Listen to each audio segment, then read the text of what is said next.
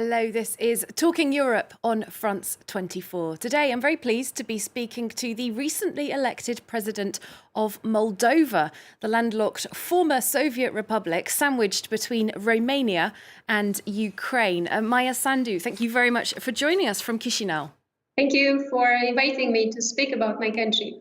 Well, I'd like to, in fact, give our viewers a few key facts about Moldova and about your own background and the recent election. So Maia Sandu is a Harvard-educated economist who had a first run at the presidency in 2016 and later briefly served as Prime Minister.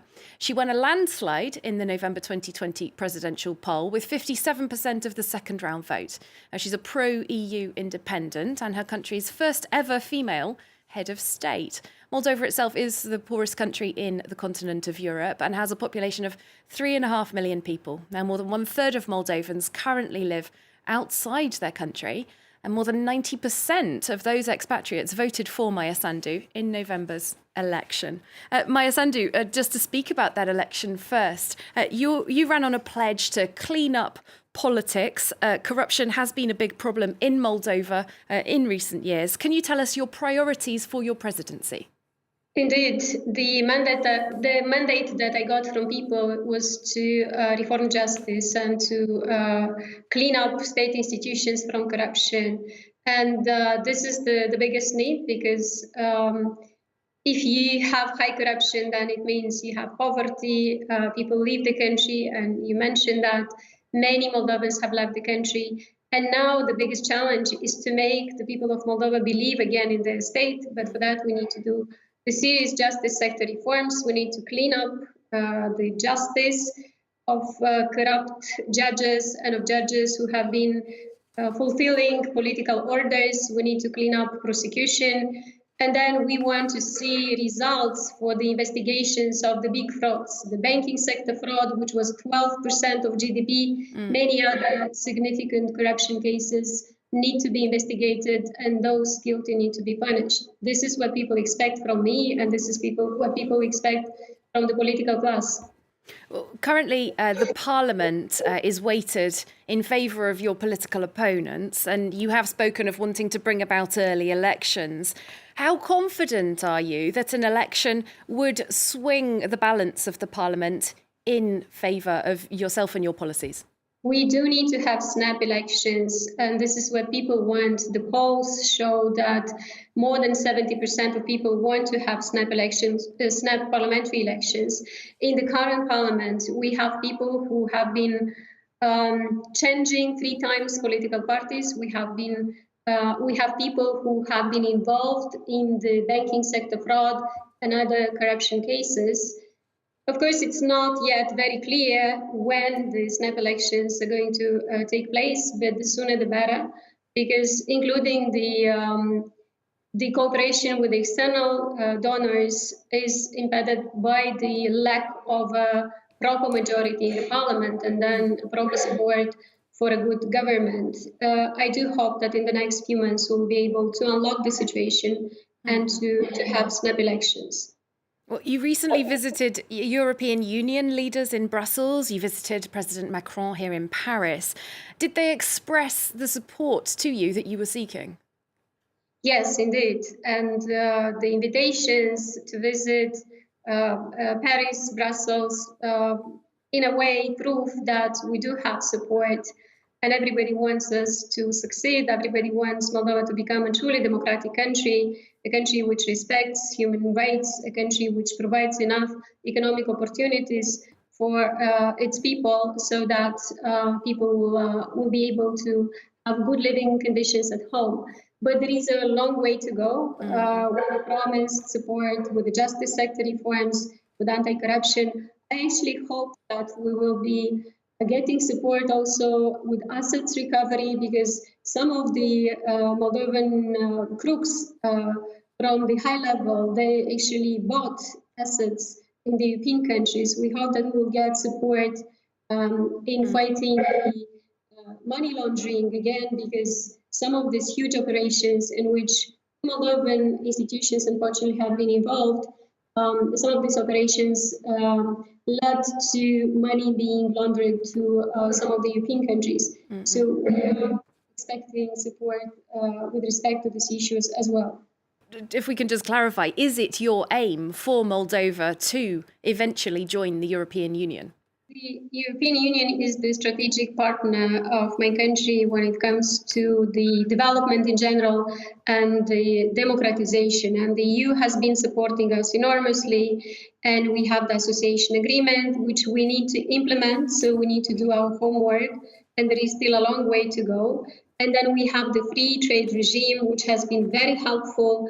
In the last 10 years, Moldova has reoriented its exports and trade in general. So today, our external trade is almost 70% of our exports go to EU, which is a stable market, and we appreciate it very much. And we would like to continue to benefit from this. With respect to joining the EU, I do understand that we need to do our homework. As I said, we need to implement the reforms to bring the living standards, the democratic standards in my country closer to the EU standards. The process is very important to us, and hopefully at some point things will work well, and then we can join at some point the EU. Just speaking about the other big geopolitical relationship for Moldova, of course, with Russia, which heavily backed your opponent in the election, Igor Dodon. The Kremlin spokesman said after your election win that Moscow is convinced that building good and close relations, cooperation in all areas of our country, Russia, is in the interests of the Moldovan people. Do you intend to build a close relationship with Vladimir Putin, as Mr. Peskov put it there, or perhaps considering the moves you're making towards the EU, which were, of course, the root of much trouble in Ukraine, do you fear how this relationship could go? We are interested in having good relations with all the countries, and especially with the countries in our region. And we do have a pretty big agenda, or a full agenda, with the Russian Federation. And I am interested in having these good relations. Especially, we hope to be able to solve the issues when it comes to exports, to trade, because today there are some restrictions to the Moldovan exports to the Russian market. We do have a lot of Moldovans working in Russia, and we want to make sure that their conditions there are good. We want to make sure that we have social protection agreement for these people. Then, of course, Russia is part of the 5+2 format, which is the format within which the Transnistrian conflict is being discussed, or the issues around the Transnistrian conflict are being discussed. So all these are important issues that we will be trying to work on. But of course, the results depend on both parts. I'd like to speak about the coronavirus pandemic, which has taken a heavy economic and social and health toll in Moldova, as in many countries. In terms of your priorities in tackling the pandemic, given this divided political situation we have with the Parliament, is Parliament supporting you in your efforts to solve the problems of the pandemic? Well, the biggest issue now is getting access to the vaccine, because unfortunately the COVID crisis has a significant impact on the economy, and especially on the small and medium enterprises. And the authorities last year, with the previous president, haven't done much. They actually have done very little to support economy, and especially small businesses, and to support population. So now the biggest issue for us is to get access to vaccine, and here we are counting on the EU. Of course, we are expecting the 20% from the COVAX.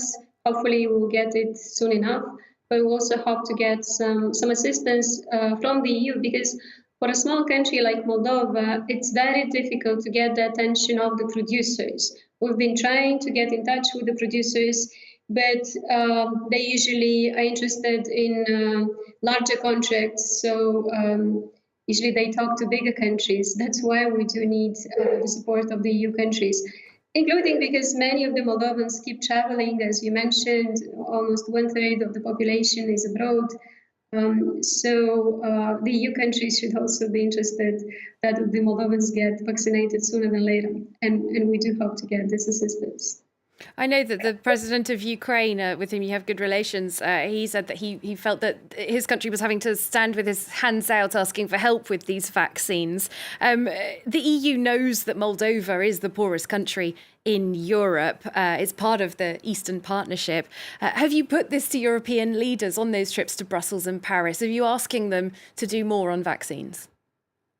Of course, this was the first issue on the agenda, and we were promised help, but I understand there are some issues, including we are supposed to receive a donation from Romania, and we're expecting this donation, but I understand that there are some bureaucratic discussions with the producers because it's not easy, even when an European country wants to donate to a Eastern Partnership, for instance, country, is not a sole decision of the EU country. There should be the agreement of the producers. And I very much hope that this issue will get solved sooner than later. And one last question. The former president of Moldova spoke quite enthusiastically about the Sputnik V vaccine. It is cheaper than other vaccines, but it was developed by Russia, with whom we've talked about the complicated relationship. Now, Ukraine has ruled out using Sputnik V. Could it be acceptable to you to use this vaccine in Moldova? We're looking at the World Health Organization decisions. They have the standards and they tell us what vaccines are safe and efficient. Okay, Maia Sandu, we will have to leave it there. Thank you very much for speaking to us on Talking Europe. And thank you very much for watching this part of the programme. Hope to see you in part 2 in a couple of minutes' time.